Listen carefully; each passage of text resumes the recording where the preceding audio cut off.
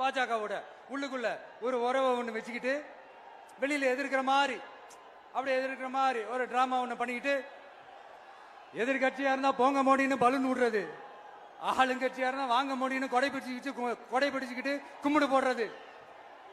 இது மட்டுமா?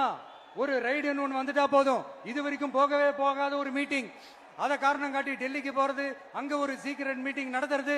நல்லா நோட் பண்ணணும் மக்களே, அந்த மீட்டிங் அப்புறம் இந்த இஷ்யூ அப்படியே காணாம போயிருக்குமே. அதேதான் Stalin uncle, what uncle is very wrong uncle.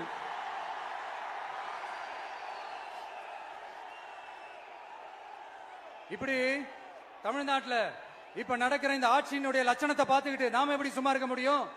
ஒரு தவறு செய்தால், அதை தெரிந்து செய்தால், அவர் கபட நாடக மு.க. ஸ்டாலின் அங்கிளாகவே இருந்தாலும்,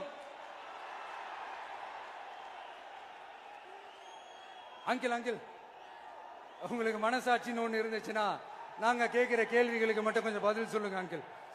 நீங்க நடத்துற இந்த ஆட்சியில நேர்மை இருக்கா? நியாயம் இருக்கா? ஊழல் இல்லாம இருக்கா? சட்டம் ஒழுங்கு சரியா இருக்கா? பெண்களுக்கு பாதுகாப்பு இருக்கா? பொதுமக்களுக்கு பாதுகாப்பு இருக்கா?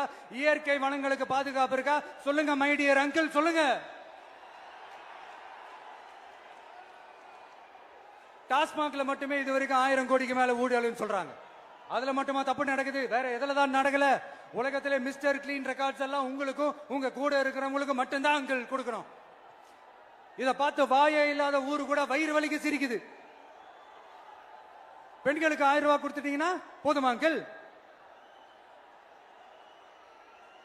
அப்படியே அதை மூடி மறைச்சிடலான்னு பாக்குறீங்களா? படிக்கிற இடத்துல, வேலைக்கு போற இடத்துல, வெளியில போற இடத்துலன்னு அவங்களுக்கு பாதுகாப்பே இல்லைன்னு ஒட்டுமொத்த பெண்களும் கதறாங்க. அந்த கதறல் சத்தம் ஏதாவது உங்க காதுல கேக்குதா அங்கிள்? இதுல வேற உங்க அப்பான்னு கூப்பிடுறாங்கன்னு வேற சொல்றீங்க.